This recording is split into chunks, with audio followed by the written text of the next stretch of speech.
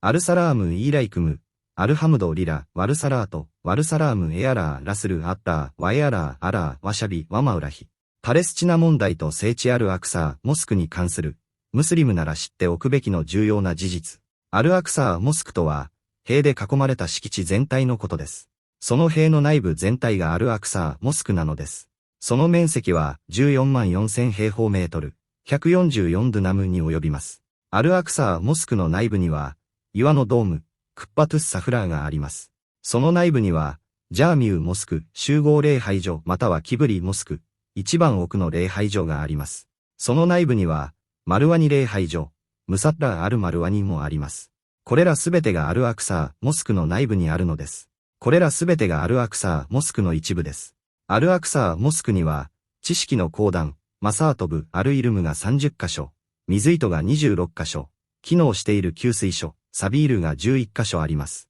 したがって、アルアクサー・モスクとは、塀で囲まれた敷地すべてのことです。それがアルアクサー・モスクの教会です。イスラエルの実態は、アルアクサー・モスクを岩のドームだけに限定しようとしています。そして、モスクの敷地を公共の広場や公園にしてしまい、その後、土地の破壊や発掘が行われるようにしたいのです。彼らが何をしたいのかは、ご存知の通りです。アルアクサー・モスクは、旅をして向かうべきあなたの家です。ですから、あなたの家を隅から隅まで知っている必要があります。私たちの子供たちに、これらの事実を暗記させる必要があります。私たちの聖地を誰も忘れさせないように、私たちはそれを知る必要があります。アルアクサー・モスクの地図を手に入れ、それを子供たちに覚えさせましょう。アルアクサー・モスクの栄誉と予言のつながり。アルアクサー・モスクは、イスラームにおける最初のキブラ、礼拝の方向です。預言者ムハンマド様、彼にアッターの平安と祝福あれと教友たちは、およそ1年半、このモスクの方角に向かって礼拝しました。それは最初のキブラであり、地上で2番目に建てられたモスクです。マスジド・アル・ハラーム、メッカの聖モスクの次に地上に建てられたのは、アルアクサー・モスクです。マスジド・アル・ハラームから10年後に建てられました。あなたがアルアクサー・モスクで礼拝することの栄誉は、預言者スライマーン・イブン・ダーウード、ソロモン、彼に平安あれの祈りがあるというだけで十分です。スライマーン・イブン・ダーウードがバイト・アルマクディス、エルサレムの聖域の建設を終えたとき、彼はアッターに3つのことを求めました。ご自身の判断と一致する裁き。ご自身の後、誰にもふさわしくない王国。礼拝以外の目的を持たずにこのモスクに来る者は、彼が母から生まれた日のように罪から解放されること。礼拝以外の目的を持たずに入って礼拝する者は、その罪から解放されるのです。イブン・ウマル・アッターが彼ら二人を喜ばれますようには、もしバイト・アルマクディスに入ると、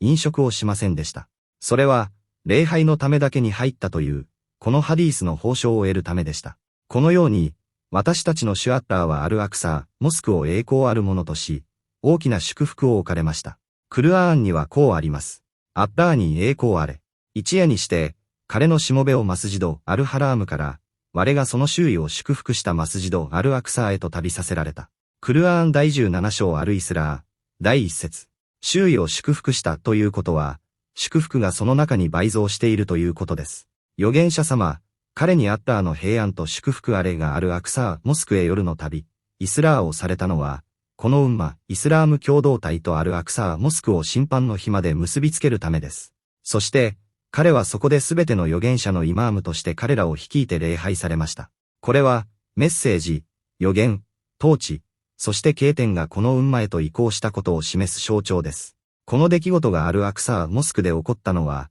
そこが預言のゆりかごだったからです。預言者様、彼にアッターの平安と祝福あれは、ご自身が亡くなった後にバイト・アルマクディスが解放されることを告げられました。そして、その後私たちがバイト・アルマクディスから奪われることも私たちに告げられました。想像できますか？預言者様、彼にアッターの平安と祝福あれは、この私たちがいる時代についてアッターから告げられたのです。彼は言いました。私の死、そしてその後のバイト・アルマクディスの解放。彼の死後、バイト・アルマクディスは解放されるでしょう。そして実際に、ヒジュラ歴16年、西暦637年、ウマル・ブン・アルハッターブ、アッターが彼を喜ばれますようにのカリフ制の時代、預言者様の死から5年後に解放されました。しかし、その後、私たちはバイト・アルマクディスから奪われることになります。そして、そのそばに泊まることさえ許されなくなるでしょう。アルアクサー・モスクに関する予言とイスラームの支配。預言者ムハンマド様、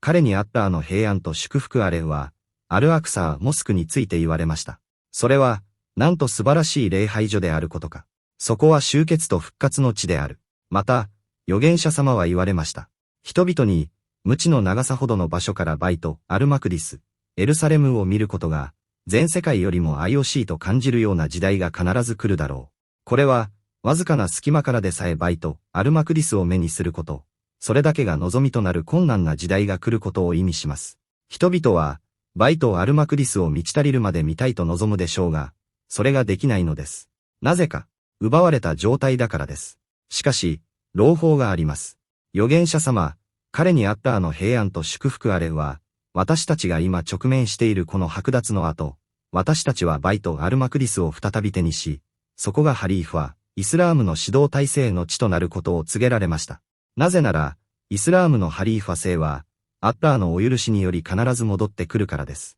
つまり、終末の時代におけるハリーファ制は、バイト・アルマクディスに置かれるでしょう。ですから、私たちは今起こっている出来事によって訓練を受けているのです。それは、誠実な者たちが現れ、それを行うであろう世代を準備するためです。預言者様、彼にアッラーの平安と祝福あれは言われました。ハリーファ制が聖地、アルドゥ・アルムカッタサに下ったのを見たら、地震、騒乱、そして巨大な事柄が近づいたことを知りなさい。もう最後の時が間近なのです。しかし重要なのは、私たちが子供たちをしっかり教育し、彼らにイスラームの誇りと、宗教と聖地に対する熱意を植え付けることです。預言者ダニエル書による預言。紀元前586年、バビロン捕囚が起こり、ユダヤ人はバビロンへ連れ去られました。この時代に、ダニエルという偉大な預言者が現れました。彼は、聖地が異教徒のネブカドネザルに支配されていることに深く心を痛めました。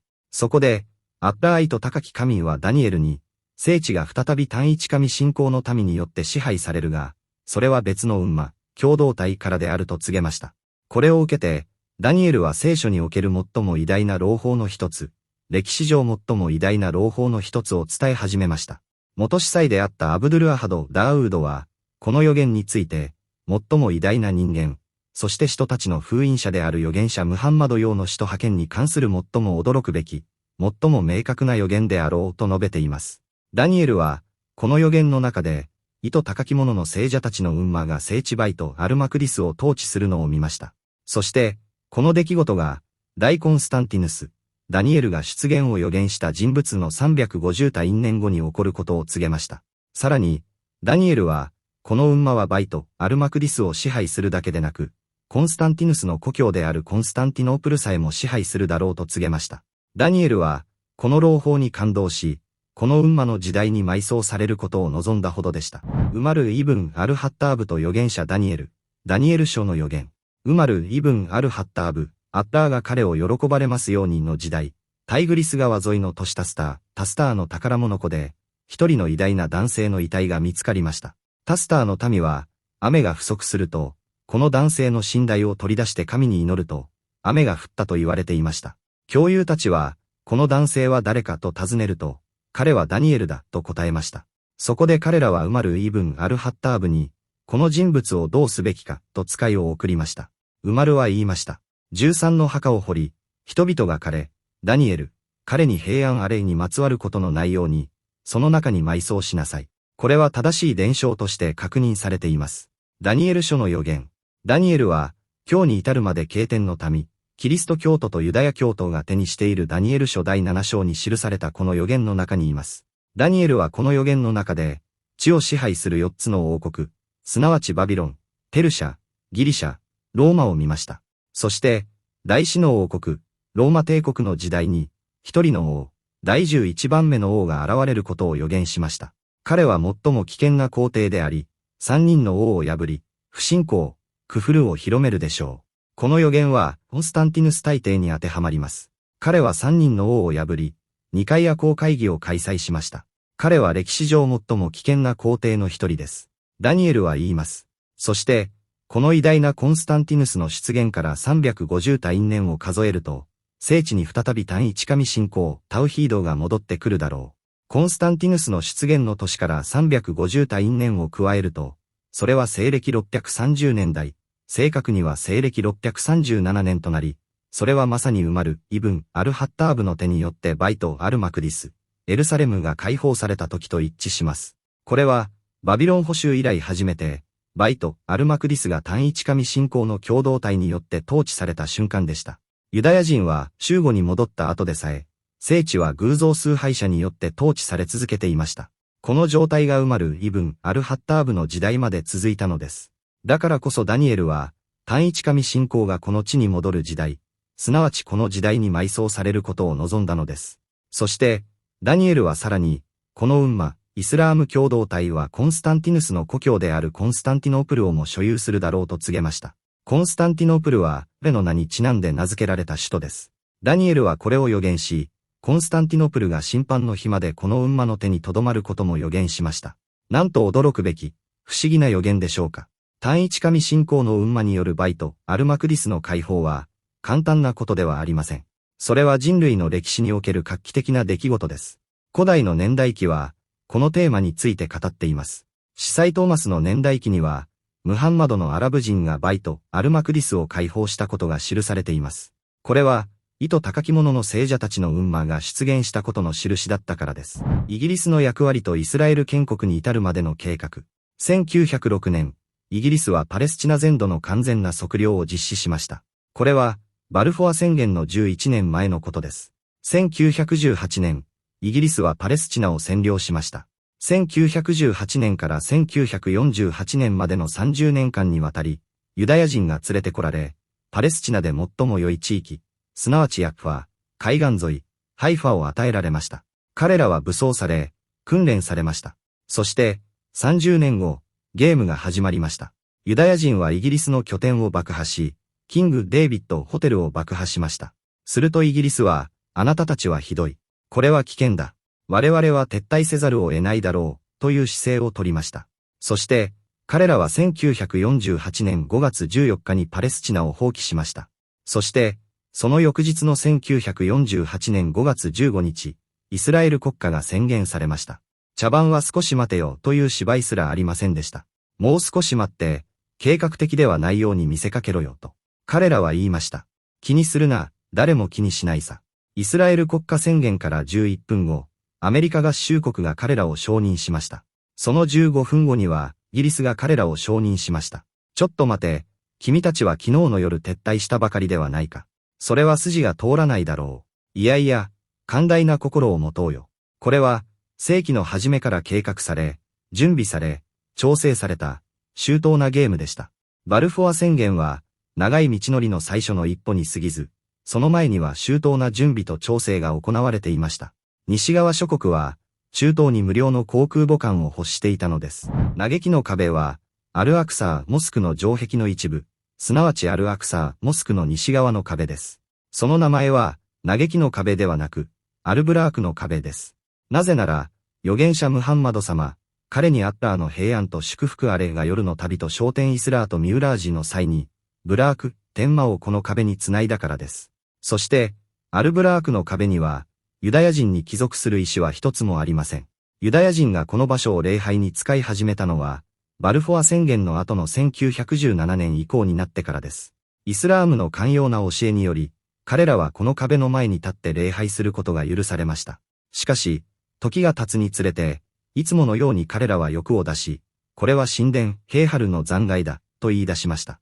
これに対して、1929年8月23日にアルブラーク革命が勃発し、アルブラークの壁委員会と呼ばれる国際委員会が設置されました。当時、スウェーデンの外務大臣がこれを率いていました。その結果、歴史的な判決が出されました。それは、この壁はムスリムの個人的な所有物であり、そこでの唯一の所有権はムスリムのワクフ寄進財産にのみ属するというものでした。ユダヤ人は、この壁についても、その前の歩道についても、いかなる所有権も持っていません。ですから、私たちは歴史を知り、彼らがいかに名前や歴史を変えたかを知る必要があります。例えば、タンカズイヤ学院、マドラサを、彼らは、光のシナゴグと呼び替えました。しかし、これはイスラームの学院であり、ワクフ、寄進財産としての権利を持っています。また、エルサレムは一つであり、東エルサレム、西エルサレム、といった区別はないことも知っておく必要があります。ユダヤ人がエルサレムを2段階に分けて占領したため、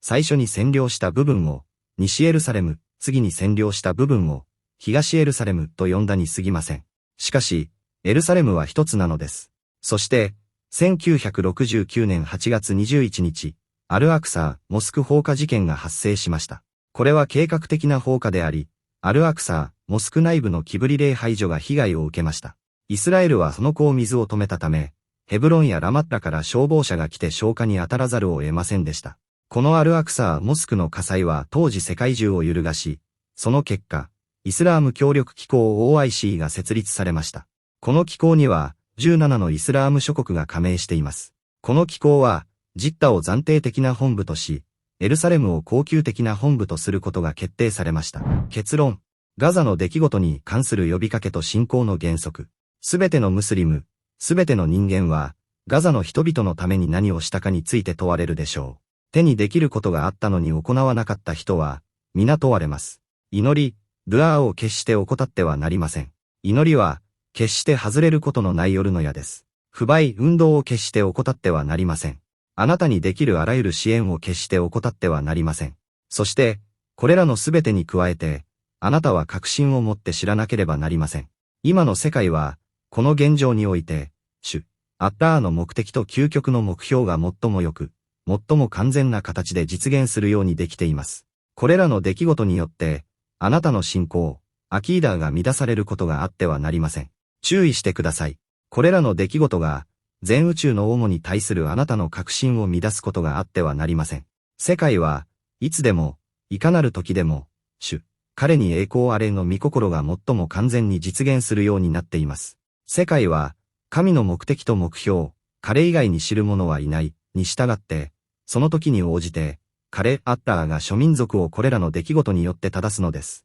彼は殉教者を選び、審判の時が近づき、大いなる戦いが近づいています。ですから、私たちは信仰の原則を理解しなければなりません。この宇宙のすべての原子は、アッラーの御心、英知、知識、意志、そして力に従って動いています。彼が望まれたことは起こり、望まれなかったことは起こりません。それは、私たちの知識が及び得ない、神のお定めなのです。あなたはただ、自分のすべきことをなすだけでいいのです。もしあなたの主が望まれたなら、彼ら、敵はそれを行わなかったでしょう。アッラーには思考の英知があり、すべての悪や災難は、それを通してより大きな利益をもたらします。それが個人のレベルであれ、民族のレベルであれ、それによってもたらされる善は、個人にとってもその民族にとっても、たとえ時が経ってからであっても、より大きいのです。しかし、人々の多くは知らない。それでは、また良い時にお会いしましょう。アッサラームアライクム、あなたに平安あれ。